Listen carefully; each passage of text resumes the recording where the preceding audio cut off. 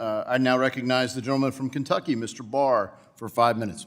Thank you, Mr. Chairman and Madam Secretary. Good to see you. Welcome back to Congress. Nice to see you. You know, the outcome of the Basel III endgame proposal by federal banking regulators will be less conventional bank financing in the mortgage space, reducing access to mortgage credit, increasing credit costs, especially for traditionally underserved communities. As noted in a previous hearing in my subcommittee, under the proposal, every $1 million of capital an impacted bank allocates to mortgage lending would equate under the proposal to at least $7 million less lending to first-time homebuyers who can't make a 20% down payment. In July, a coalition of housing associations, including the National Urban League and the NAACP, wrote to federal banking regulators warning that this Basel III endgame proposal will undercut efforts to close the racial homeownership gap and will disadvantage first-time homebuyers. Mr. Chairman, I would ask unanimous consent to submit a copy of that letter for the record. Without objection. And let me, Madam Secretary, read to you what the NAACP and the Urban League wrote. If these standards are adopted, the Basel III endgame standards, they will have a devastating impact on our efforts to increase black home ownership and disadvantage all first-time and, in particular, first-generation homebuyers who do not have the benefit of multi-generational wealth or higher-than-average incomes. Secretary Fudge, have you spoken with Federal Reserve Vice Chair for Supervision Michael Barr about the Basel III proposal, given that it directly conflicts with your goal of affordable home ownership? I have not, because they deal with conventional mortgages and we do not. Well, I just think that given the mission of HUD, given the mission of achieving more affordable home ownership, and the fact that the Fed's proposal and Mr. Barr's proposal runs directly counter to that mission is something that should concern your department, and there needs to be a recognition that groups like the NAACP and the National Urban League are very concerned with what the Fed is potentially proposing here.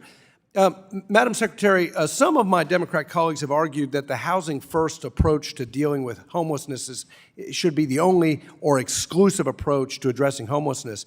But since its inception about a decade ago, data had proved that housing first has really failed.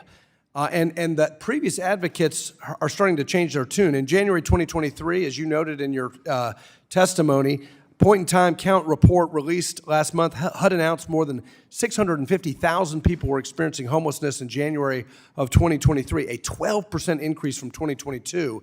And recently, the president of the left-leaning National Low-Income Housing Coalition, Diane Yentl, recently stated, and I quote, "Using the housing first approach, homeless systems cannot keep up with increased inflow. In many communities, for every person who has successfully moved from homelessness into housing, more than one other becomes newly homeless," end quote. And even in San Francisco, the city that knows more about homelessness than any other in this country, is abandoning housing first.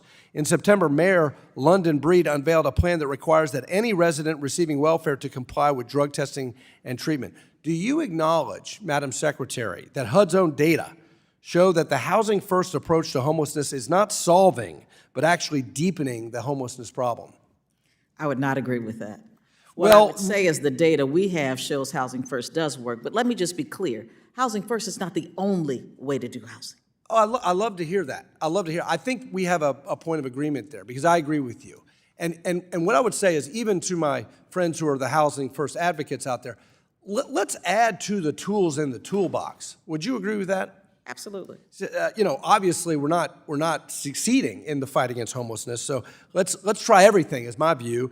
And I want HUD to consider following San Francisco's lead in abandoning an exclusive housing first approach. Let me finally, in my remaining time, Madam Secretary, read to you an anecdote from a not-for-profit organization in my district, part of the City Gate Network, that talks about how an alternative to housing first actually works.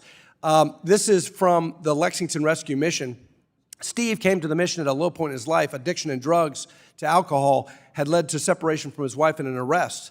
And he said, that changed my life forever. I might not be alive today if that hadn't happened. I realized God was looking out for me even when I didn't think he was. After incarceration, Steve went into treatment for his addiction, and it was at the recovery program that he learned at the Lexington Rescue Mission and applied for a place at the Potter's House, the transitional home. I didn't have a job. I didn't have a place to go. I was homeless. I didn't have footing, but it was the best decision I made in my life. At the mission, Steve found support, accountability, and a community needed for a foundation.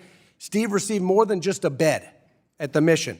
He found help with accessing treatment for addiction, getting a job, setting a budget, saving money, life skills, building support system. Because of this, he turned his life around and reestablished a relationship with his kids. This Gentleman's program expired. is not allowed under Housing First. And we need to recognize that these groups deserve HUD assistance as well. And with that, I yield back and thank you for your open-mindedness on that point.